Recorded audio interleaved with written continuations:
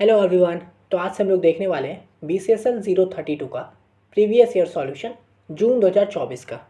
ठीक है, ये आप लोग का C++ प्रोग्रामिंग लैब है। ये 1 घंटे का पेपर होता है, मैक्सिमम मार्क्स 50। ठीक है, तो यहाँ देखिए, इसमें सिर्फ आप लोगों को एक क्वेश्चन ही दिया जाता है। ठीक है, वो होता है 40 मार्क्स का, बाकी जो 10 मार्क्स है उसका आप लोग का वाइवा होता है। तो यहाँ देखिए, पहला क्वेश्चन क्या बोल रहा है, राइट। अच्छा, अब ये थोड़ा आपको दिखने में दिक्कत हो सकती है, धुंधला है, क्योंकि ये आप ही लोग में से किसी ने भेजा है, स्टूडेंट्स ही नहीं भेजा है। तो आप जैसा भेजते हो मैं उसी का वीडियो बना देता हूँ। तो यहाँ देखिए, write a C++ program to define a class shape. ठीक है, define a method find area in this shape class, define circle and rectangle classes which are inherited from shape class, define find area method in both circle and rectangle classes, demonstrate how method overriding works, make necessary assumptions, 40 marks. ठीक है, तो यहाँ पे देखिए आपको बहुत सारा चीज़ दिख रहा होगा, लेकिन ज़्यादा हार्ड नहीं है। ठीक है, ये क्वेश्चन कराने से पहले मैं बता दूँ, मैंने इसका BCSL 32 का प्रीवियस का और भी क्वेश्चन करवा दिया है। ठीक है, लैब से रिलेटेड। तो आप लोग उस वीडियो को भी ज़रूर देख लीजिएगा। मैं उन सब प्लेलिस्ट का लिंक आपको डिस्क्रिप्शन बॉक्स में दे दूँगा, तो आप उनको भी देख लीजिएगा, ताकि आपको अलग अलग टाइप का क्वेश्चन का आपको आइडिया लग जाए। ठीक है, हालांकि इसमें सिमिलर टाइप का ही क्वेश्चन होता है, जिससे आप समझ जाओगे आपको कैसे बनाना होता है। ठीक है, तो यहाँ देखिए आपको क्या बनाना है कि एक हम लोग को क्लास बनाना है शेप नाम का। ठीक है, उस शेप के अंदर हम लोग को एक फाइंड एरिया करके एक मेथड बनाना है, या फिर फंक्शन बोलिए, मेथड बोलिए, बात वही है। ठीक है, वो बनाना है। फिर हम लोगों को क्या करना है कि दो और क्लास बनाना है, एक सर्कल नाम का, एक रेक्टेंगल नाम का। ठीक है, और ये जो दोनों सर्कल को है उसको हम लोगों को क्या करना है, इनहेरिट करना है शेप, ये जो मेन क्लास है उससे। ठीक है, और ये जो फाइंड एरिया जैसे शेप क्लास के अंदर बनाए थे, सेम हम लोग को सर्कल और रेक्टेंगल के अंदर भी फाइंड एरिया को बनाना है। ठीक है, और फिर उसमें चेंजेस करने हैं। तो चलिए हम लोग इसको कोड में देखते हैं। ठीक है,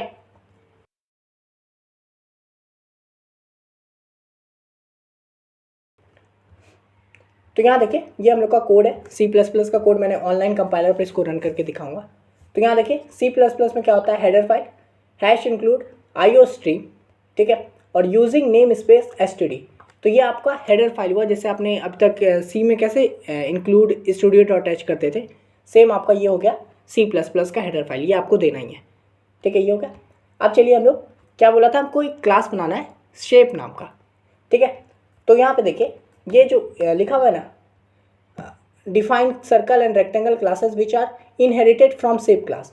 तो इनहेरिट करना मतलब कि ये जो सर्कल और रेक्टेंगल है, नॉर्मल समझिए कि ये सर्कल और रेक्टेंगल जो है ना, वो ये शेप क्लास का ना बच्चा है, समझे। यानी कि शेप क्लास फादर हो गया, और ये सब जो है, ये सब उसका सन हो गया, समझे। तो इसी को जब फादर जो है शेप क्लास है, इसी को हम लोग बेस क्लास बोलते हैं, और इसके जितने भी बच्चे होते हैं उनको हम लोग डिराइव क्लास बोलते हैं। तो यहाँ पे डिराइव क्लास क्या हो गया, सर्कल और रेक्टेंगल, और फादर कौन हो गया, मतलब बेस क्लास का हो गया, तो वो हो गया हम लोग का शेप। ठीक है, तो यहाँ पे देखिए, मैंने एक शेप नाम का क्लास बनाया है। अब देखिए, कोई भी क्लास बनाने थे तो उसके आगे नॉर्मल क्लास लिख दो, तो इससे हो गया, ये मेरे क्लास का नाम है। ठीक है, तो शेप जैसा क्वेश्चन में दिया है वैसा मैंने रख लिया है। ठीक है, ये आपका कमेंट है, आपको पता है, बेस मैंने, ये बेस क्लास है तो इसलिए मैंने बेस क्लास बनाया है। ये हो गया मेरा शेप क्लास का नाम। अब देखिए, इसके अंदर मैं क्या करूँगा, क्वेश्चन क्या बोला है कि बेस क्लास के अंदर आपको एक मेथड बनाना है फाइंड एरिया नाम का, है ना। तो बस चलो बनाते हैं। तो मैंने पब्लिक टाइप दे दिया है, पब्लिक, ताकि ये मैं फाइंड एरिया जो जितने भी है उसको पूरे कोड में कहीं पे भी यूज़ कर पाऊँ। ठीक है, तो ये मैंने पब्लिक टाइप रखा है। इसके अंदर मेरे को फाइंड एरिया नाम का एक फंक्शन बनाना है या फिर मेथड बनाना है। तो ये मैंने फाइंड एरिया रख दिया है। अब देखिए, इसके आगे डबल रख दिया हूँ। अब देखिए, एरिया फाइंड करना है, तो किसी का भी एरिया क्या हो सकता है, ज़रूरी नहीं है ना कि वो एग्जैक्ट वैल्यू आए 4, 5, 6 या 20, 25 भी आए, हो सकता है पॉइंट में भी आ जाए, 20.5 आ जाए। ठीक है, तो इसलिए मैंने इसका जो टाइप रखा है, ये जो फंक्शन होगा इसका टाइप मैंने डबल रखा है, ताकि अगर पॉइंट में भी आता है तो भी हम लोग आंसर को स्टोर कर पाए। आप चाहो तो यहाँ पे इंट भी रख सकते हो, लेकिन इंट रखोगे तो क्या होगा, एग्जैक्ट वैल्यू जो होता है वो नहीं आएगा। अगर मान लीजिए 20.5 आ रहा है, तो इंटीजर क्या करता है, उसको 20 ही लेगा, इसलिए इंटीजर नहीं रखे, हम लोग डबल रखे हैं। ठीक है, अब देखिए, ये जो फाइंड एरिया है, इसमें क्या है क्वेश्चन में कि भाई फाइंड एरिया बनाओ शेप के अंदर, लेकिन जब सर्कल और रेक्टेंगल बनाओगे तो फाइंड एरिया में चेंजेस करना है ना, कि ओवरराइड करना उसको, कैसे मेथड ओवरराइड हो रहा है। तो इसलिए अगर हम लोग को कोई फंक्शन है उसको अगर ओवरराइड करना होता है ना, तो मतलब ओवरराइड मतलब कि उसको आगे चल के अगर चेंजेस करना है उसके अंदर, तो उस फंक्शन को हम लोग को वर्चुअल बनाना पड़ता है। ठीक है, वर्चुअल बनाएंगे तभी जाके आगे मैं उसके अंदर चेंजेस कर सकता हूँ एकदम अच्छे से। ठीक है। तो इसलिए मैंने बस इस फाइंड एरिया के आगे वर्चुअल लिख दिया है ताकि ये मेरा वर्चुअल फंक्शन बन गया और फिर आगे मैं इसके अंदर जो भी चेंज करना चाहूँ वो कर सकता हूँ। और वर्चुअल फंक्शन जब बनाते हैं तो उसके अंदर करंटली कुछ नहीं होता है, ठीक है। करंटली इट्स लाइक कि अभी मैं घर बना दिया हूँ, ठीक है। घर के अंदर कोई सामान नहीं है, कोई इंसान नहीं रह रहा है, कुछ नहीं है, अभी मैंने बस घर बना के रख दिया है। आगे आने वाले समय में धीरे धीरे इसके अंदर सब कुछ लाऊंगा, बेड लाऊंगा, फ्रिज लाऊंगा, अपने काम का जितने हैं वो सब इंसान को ले आऊँगा इसके अंदर, समझे। तो वही है। तो अभी वर्चुअल में क्या है, तो रिटर्न 0, कुछ नहीं कर रहा, बस रिटर्न 0 कर दे रहा, अभी कुछ नहीं कर रहा, वर्चुअल खाली है, ठीक है। तो ये हो गया हमने बेस एरिया कि अभी क्या कर रहा, रिटर्न 0 कर दो। फाइंड एरिया में निकाल रहा हूँ एरिया, तो अभी 0 रिटर्न कर दो, कुछ नहीं है अभी, ठीक है। तो मैंने बस देखिए शेप क्लास बना के तैयार कर दिया। तो ये मैंने क्लास यहाँ से बनाया था, यहाँ पे क्लास मेरा खत्म हुआ, ठीक है। तो ये हो गया मेरा क्लास। अब देखिए, अब हम लोग बनाएंगे डिराइव क्लास, यानी कि जो हम लोग को सर्कल और रेक्टेंगल बनाने बोला था ना, तो वो क्लास हम लोग बनाएंगे। तो अब देखिए डिराइव क्लास कैसे बनता है। डिराइव मतलब वही सन, फादर सन वाली। तो सन क्लास कैसे बनेगा, तो वही पहले तो वही क्लास, फिर यहाँ पे क्लास का नेम। तो क्लास का नेम मेरे को सर्कल लेना है, यहाँ पे देख रहे सर्कल और रेक्टेंगल बनाना है, तो पहले सर्कल बना लेते हैं। तो ये हो गया मेरा सर्कल, ठीक है। लेकिन ये डिराइव्ड है, किससे डिराइव्ड है, यानी कि ये किसका बेटा है, तो वो हो जाएगा हम लोग का यहाँ पे आगे कोलन डाल के, ठीक है। कोलन डाले, और ये किसका है, तो ये शेप क्लास का है। तो यहाँ पे बस नॉर्मल लिख दो पब्लिक शेप, यानी कि जो शेप क्लास है उसी के अंदर हम लोगों ने ये क्लास बनाया है सर्कल का, ठीक है। तो ये हो गया। तो अब इसके अंदर क्या होंगे, चलिए बनाते हैं। ये हम लोगों ने तैयार कर दिया। अब यहाँ पे मैं प्राइवेट करके एक रेडियस नाम का वेरिएबल बना रहा हूँ, ठीक है। तो मैंने प्राइवेट के अंदर डबल रेडियस नाम का एक बनाया है। अब ये प्राइवेट क्यों रखा हूँ, ये रेडियस क्या होगा, अब मेरे को सर्कल का, आपको पता है सर्कल का अगर हमको एरिया फाइंड करना होता है तो रेडियस से ही फाइंड होता है ना। अब देखिए सर्कल का आपको कैसे फाइंड होता है एरिया, इसका फॉर्मूला आपको आना चाहिए, है ना। पाई आर स्क्वायर जो होता है ये आपको आना चाहिए। तो वो आर मतलब क्या, रेडियस। तो इसलिए मैंने एक क्या बना दिया, रेडियस नाम का एक वेरिएबल बना दिया है, उसको प्राइवेट में रखा हूँ ताकि ये इसी सर्कल के अंदर ये रेडियस का वैल्यू रहे, ठीक है। इसके बाहर कोई ना इसको एक्सेस कर पाए, ठीक है। इसलिए मैंने प्राइवेट बना दिया। अब देखिए पब्लिक में आ गया। अब यहाँ पे क्या करेंगे, तो कंस्ट्रक्टर बनाएंगे, ठीक है। अब कंस्ट्रक्टर क्या होता है, तो देखिए कोई भी जब भी हम लोग कोई क्लास बनाते हैं ना, तो उसका एक कंस्ट्रक्टर बन जाता है। मतलब अगर नहीं भी कंस्ट्रक्टर हम लोग यहाँ लिखेंगे ना, तो भी उसका कंस्ट्रक्टर ऑटोमेटिकली बन जाता है जब भी हम लोग कोई क्लास बनाते हैं।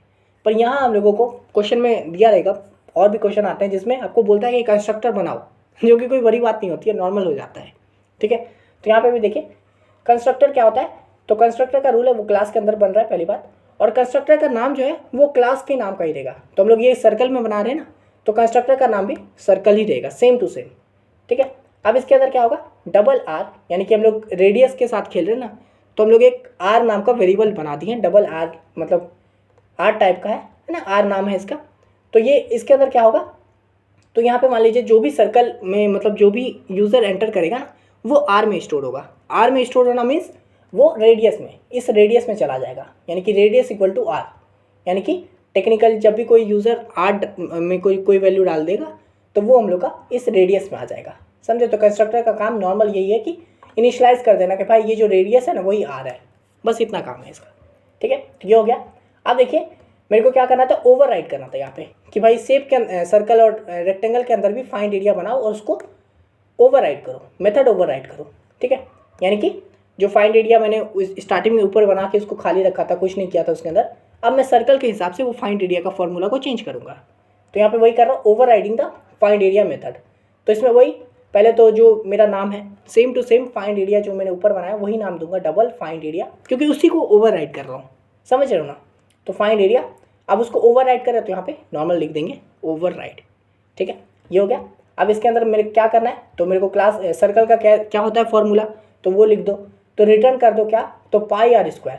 तो यहाँ पे आप डायरेक्ट पाई नहीं दे सकते हो ना, तो पाई का वैल्यू क्या होता है, तो 3.14 होता है ना। तो यहाँ पे आप नॉर्मल लिख दो 3.14 इंटू आर स्क्वायर होता है, यानी कि रेडियस स्क्वायर, तो रेडियस इंटू रेडियस, तो 3.14 इंटू रेडियस। तो ये मेरा क्या है, एरिया ऑफ सर्कल है, समझे। तो ये फॉर्मूला है। तो यहाँ पे क्या हो गया, फाइंड एरिया का मैंने अंदर यहाँ पे चेंज क्या कर दिया कि भाई ये जो रेडियस के अंदर जो भी वैल्यू देगा उसको यहाँ पे मतलब पुट करो, और जो भी आंसर आएगा वो मेरा हो गया सर्कल का क्या, एरिया, समझ गए। तो इस तरह से मैंने यहाँ पे देखिए पूरा ये सर्कल वाला तैयार कर दिया डिराइव क्लास।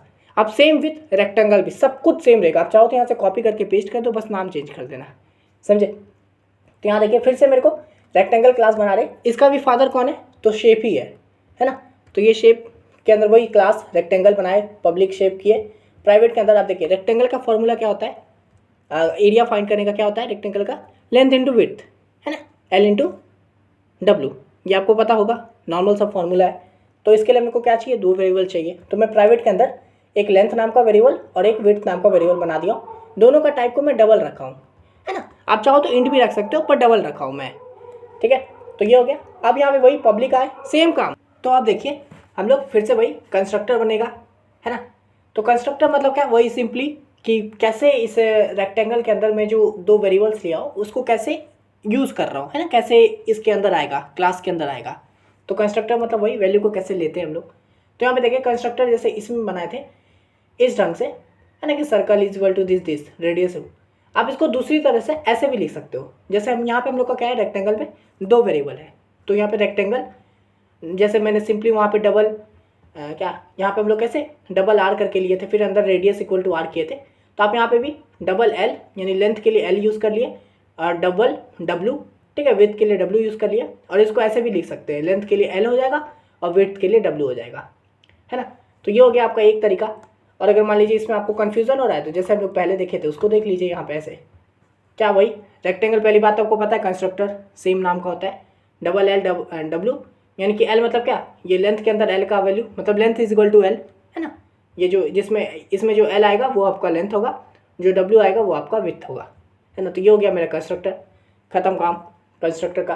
अब क्या करना है, ये जो फाइंड एरिया है इसको ओवरराइड करना है, किसके, रेक्टेंगल के हिसाब से है ना। तो वही सन डबल फाइंड एरिया मेरा जो मेथड है फंक्शन है, फिर इसको ओवरराइड कर रहे तो ओवरराइड, और इसके अंदर क्या, तो रेक्टेंगल का क्या फॉर्मूला होता है तो बस वही कर दूँ, तो रिटर्न लेंथ इंटू विड्थ, तो ये होता है आपको एरिया ऑफ रेक्टेंगल है ना। तो बस सिंपली यहाँ पे क्या कर दो, लेंथ इंटू विड्थ कर दो, यानी कि यहाँ पे जो भी एल आएगा डब्ल्यू आएगा उसको मल्टीप्लाई कर दो, सिंपल, ठीक है। तो यहाँ पे देखिए हम लोगों ने रेक्टेंगल क्लास भी बना लिया, बहुत ईजी था। अब देखिए काम खत्म, अब आएंगे हम लोग मेन वाले काम, इंट मेन पे आ गए। अब यहाँ पे क्या करेंगे हम लोग, ऑब्जेक्ट्स बनाएंगे है ना। यहाँ पे तो अभी हम लोगों ने क्लास बनाया है, यहाँ पे हम लोगों ने क्लास बना के तैयार किया है, अब इसके अंदर हम लोग ऑब्जेक्ट्स बनाएंगे इसका, ठीक है। तो इसको तो चलिए देखते हैं। तो यहाँ पे मैंने शेप, ये जो शेप क्या है मेरा ये, तो देखिए क्रिएट अ सर्कल ऑब्जेक्ट, ठीक है। तो यहाँ पे मेरा शेप है, शेप के अंदर ही तो शेप वन, ठीक है। तो यहाँ पे हम लोग टेक्निकली जो शेप क्लास है ना इसका एक ऑब्जेक्ट बना रहे हैं, ठीक है।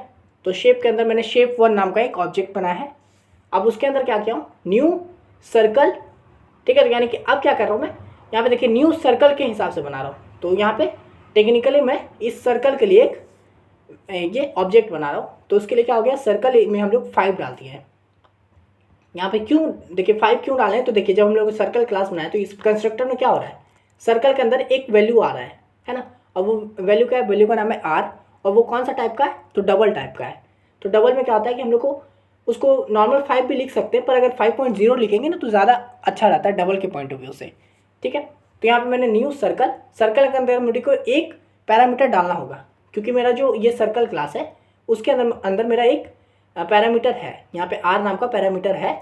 तो मेरे को सर्कल जब बना रहे हैं ऑब्जेक्ट उसके अंदर मेरे को पैरामीटर डालना होगा। तो इससे इसके बाद पता चलेगा कि ये सर्कल का है, ठीक है। सर्कल में गया तो ये हो गया। अब मैं यहाँ पे क्या करूँगा, उसको सी आउट कर दूंगा नॉर्मल। यहाँ पे जब मैंने न्यू सर्कल किया तो सी आउट कर दो, तो एरिया ऑफ सर्कल। अब ये सी आउट क्या है, ये प्रिंट करने के लिए होता है, जैसे सी में हम लोग कैसे प्रिंट एफ करके प्रिंट करते थे, तो C++ में सी आउट ऐसे करके लिखेंगे, ये एरिया ऑफ सर्कल लिखाएगा। और फिर क्या करो, तो शेप वन में क्या करो, तो फाइंड एरिया वाला फॉर्मूला यूज़ कर दो। तो शेप वन, ठीक है, arrow find area. Find area मतलब क्या, ये फाइंड एरिया वाला जो फंक्शन है ये आपका सर्कल के अंदर जो है, शेप वन के अंदर सर्कल के लिए बनाए हैं। तो इस सर्कल के अंदर ये वाला फाइंड एरिया वाला फंक्शन चलेगा। और फिर आर में जो भी डालें, आर में यहाँ पे हम लोग 5 डालें हैं, तो क्या हो जाएगा, इसके अंदर ये फॉर्मूला के अंदर 5 पुट होगा, यहाँ पे 5 × 5 × 3.14, ठीक है। ये ओके, जो भी आंसर आएगा वो आपका यहाँ पे शो हो जाएगा, समझे, इस जगह पे। तो कैसे दिखाएगा, area of circle is equal to this, यहाँ पे फाइंड एरिया के जो भी फॉर्मूला आंसर आया वो, ठीक है। सेम विथ यहाँ पे देखिए एक शेप 2 नाम का मैं ऑब्जेक्ट बना रहा हूँ, जो किसके लिए है, तो रेक्टेंगल के लिए है। तो न्यू रेक्टेंगल का बना रहा हूँ, तो रेक्टेंगल देखिए नाम भी वही दिया हूँ, आर अगर कैपिटल है तो कैपिटल ही है आर रेक्टेंगल। अब इस देखिए रेक्टेंगल के अंदर मेरा कितना देखिए रेक्टेंगल के अंदर कितना पैरामीटर है तो 2 है ना, एल और विथ मतलब लेंथ और विथ। तो इसके अंदर भी हमको 2 पैरामीटर डालना होगा। तो लेंथ है मेरा 4, विथ है 6, समझे। तो अब इसके अंदर भी बस वही सी आउट कर दो एरिया ऑफ रेक्टेंगल। यहाँ पे क्या करेंगे, शेप 2 में फाइंड एरिया वाला फॉर्मूला चलाएंगे। तो जब मैंने रेक्टेंगल के अंदर बनाया है इसको, है ना, ऑब्जेक्ट को बनाया है, तो यहाँ पे जब मैं फाइंड एरिया वाला करूँगा तो ये वाला फाइंड एरिया चलेगा और इसमें क्या हो जाएगा, लेंथ इंटू विड्थ मल्टीप्लाई हो जाएगा। ठीक है, तो यहाँ पे वो शो हो जाएगा। तो चलिए इसको रन करते हैं, दिखाता हूँ मैं आपको कैसे दिखेगा।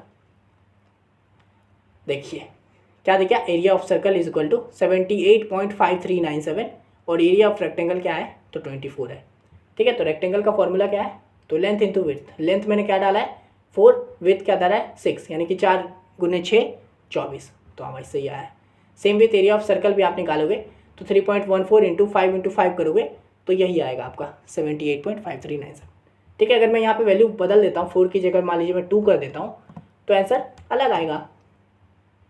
यहाँ देखिए 12.56, समझ गए। तो इस तरह से कितना सिंपल सा कोड था और यहाँ पे ये सब चीज़ ना बहुत यूज़ होता है। आप अभी ये पहला क्वेश्चन देख रहे हो, अगर मैं मान के चलता हूँ तो आप जब बाकी भी इसका मैंने जैसे बता दिया स्टार्टिंग में कि मैंने इसका और भी बहुत सारा करवाया है, तो जब वो सब देखोगे ना तो आपको समझ में आ रहा है यार ये तो वही है, डिराइव क्लास बनाया है, कंस्ट्रक्टर बनाया, बहुत ईजी हो जाएगा आपके लिए, समझे। तो ये हो गया आपका फर्स्ट नंबर क्वेश्चन। ठीक है, तो एक ही क्वेश्चन होता है इसमें। तो आशा करते हैं आपको ये वीडियो अच्छे से समझ में आ गया होगा। मेरे पास इसका एक और सेट है जून 24 का ही, तो मैं वो भी बता दूंगा, तो आप उसको भी ज़रूर देख लीजिए। और बाकी जो पहले का मैं करवाया हूँ उसका लिंक मैं डिस्क्रिप्शन बॉक्स में दे दूँगा, तो वहाँ से आप एक्सेस कर लीजिएगा। और थर्ड सेमेस्टर का आपका बाकी का भी करवा देंगे, जैसे BCSL 33, 34 उन सब का भी ऑलरेडी अपलोडेड है, मैं उनका भी लिंक आपको दे दूँगा, तो वो सब ज़रूर देख लीजिएगा। मिलते हैं नेक्स्ट वीडियो में, तब तक के लिए बाय।